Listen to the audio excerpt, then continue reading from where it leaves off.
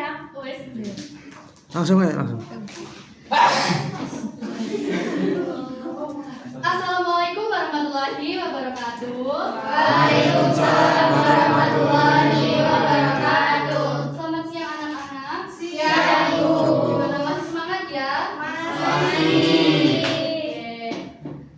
Sebelum kita mulai pembelajaran pada siang hari ini, marilah kita berdoa terlebih dahulu. Siapa kata kelasnya? Oke, Mas bisa minta tolong dipimpin berdoa ya. Sebelum memulai pembelajaran pada siang hari ini, alangkah baiknya kita doa terlebih dahulu. Doa dimulai. Doa selesai. Kemudian ibu akan cek kehadiran kalian terlebih dahulu. Zahratul Jana, hadir ibu. Intannya Citra, hadir bu. Pada Rizky, hadir bu. Nismara, hadir bu. Dea, hadir. Indah Rahmani, hadir. Nindi Dela, hadir. Najwa Nur Saraya, hadir. Gea, izin sakit? Enggak. Oh enggak. Muhammad Bakti, Hadir, Bu. Dias Ahmad, Hadir. Tia Fitria. Sudah ya tadi ya? Sudah bu. Salsabila Taras, hadir bu.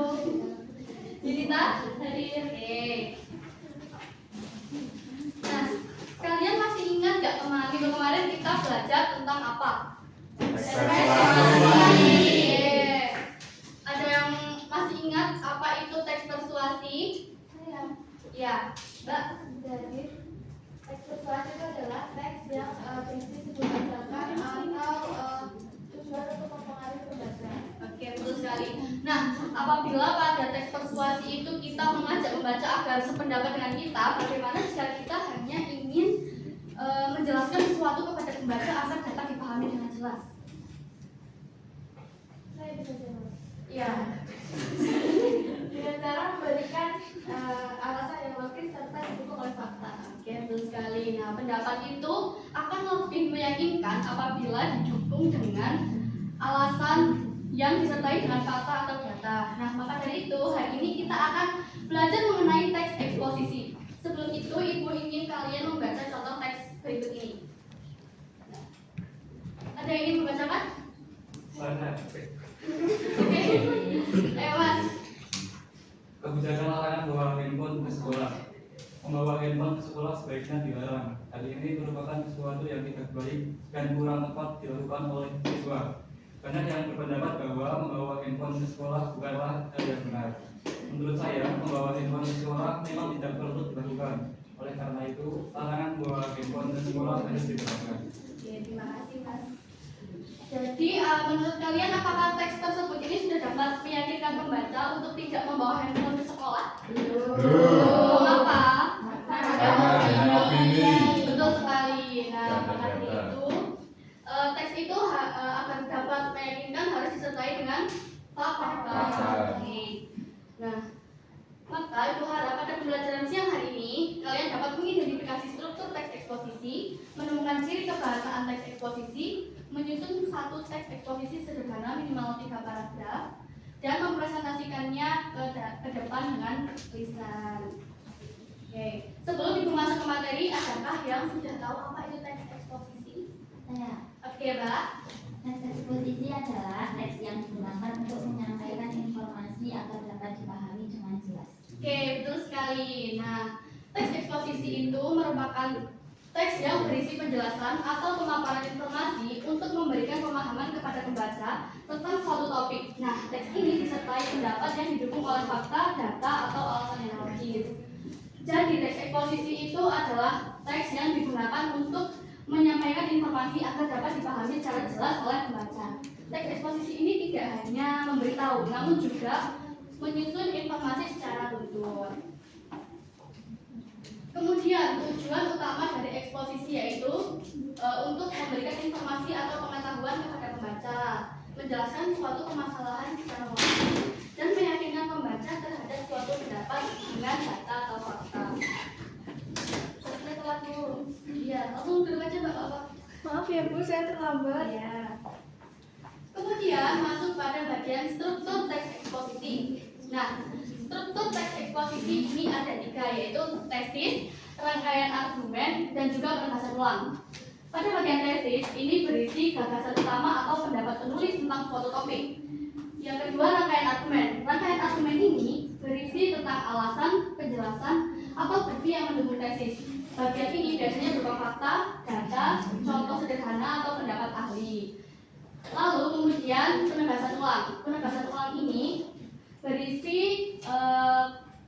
penegasan kembali pendapat penulis sebagai kesimpulan. Tujuannya untuk memperkuat keyakinan pembaca. Nah, jika kita ingin menyusun teks eksposisi, yang pertama harus kita lakukan adalah menentukan topik utama atau pendapat kita pada bagian tesis. Pendapat tersebut didukung dengan fakta atau data pada rangkaian argumen.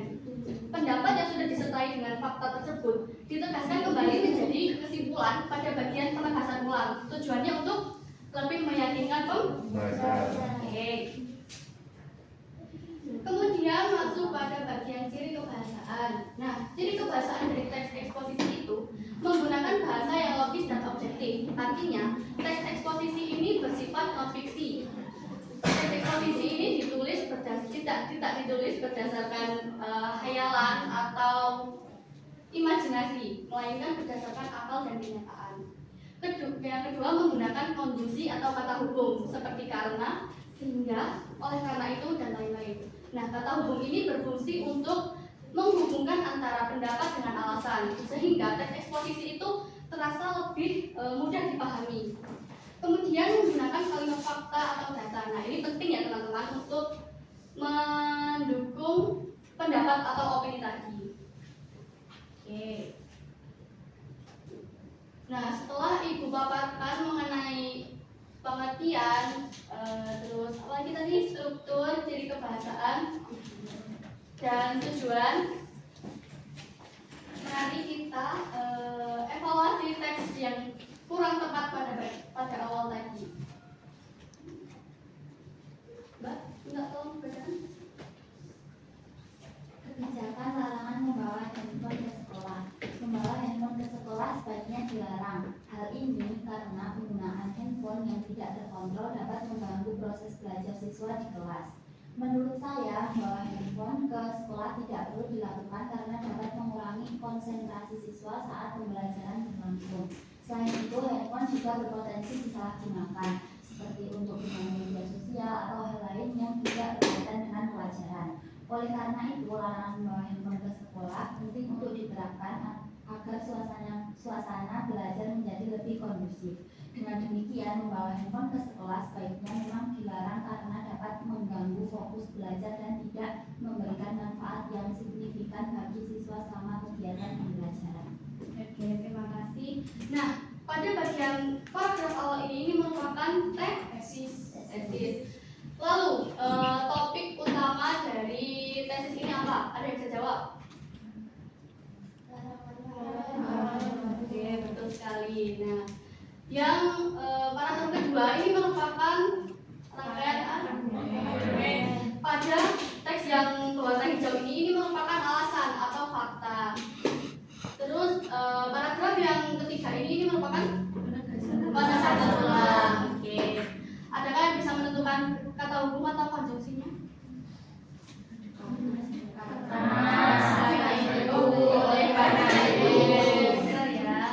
Nah, kalian sudah lumayan memahami ya.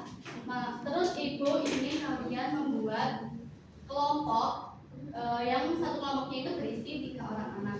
Lalu Ibu akan memberikan kalian lembar kerja yang di dalamnya itu kalian diminta untuk membuat teks eksposisi beserta strukturnya dan menentukan ciri kebahasaannya. Saya Bu.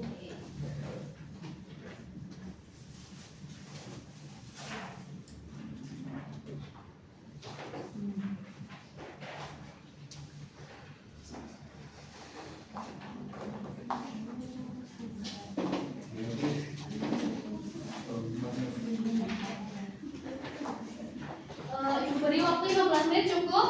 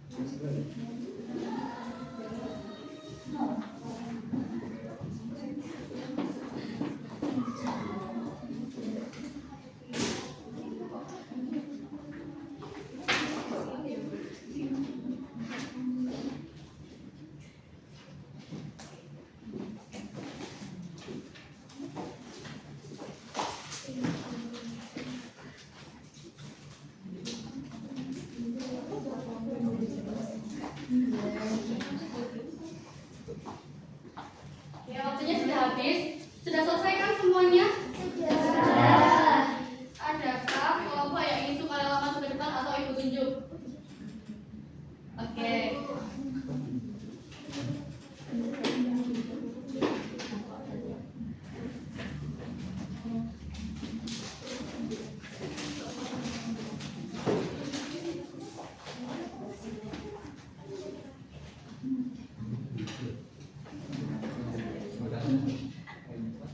perkenalkan kami dari kelompok 3 izin mempresentasikan hasil dari diskusi kami.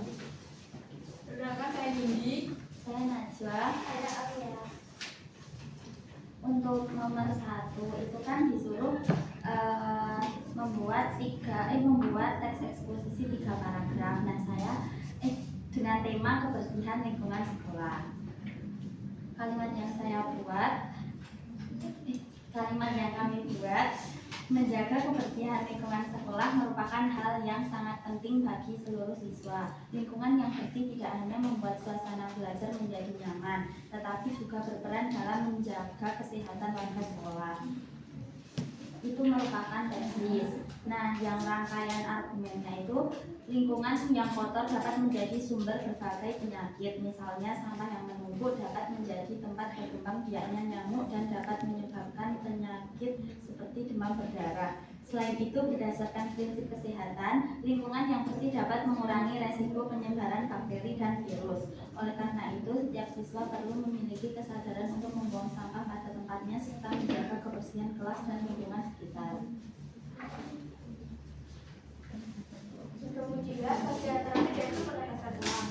Dengan demikian, menjaga kebersihan lingkungan sekolah sangat penting karena dapat menciptakan suasana belajar yang nyaman sekaligus mencegah munculnya berbagai penyakit. Kemudian untuk konjungsinya sendiri yaitu tetapi juga, oleh karena itu, dengan demikian. Oke, terima kasih. Tepuk tangan buat teman-teman. Kalau kalian sudah berani maju ke depan, beri apresiasi. Terima kasih. Oke, boleh silakan duduk kembali.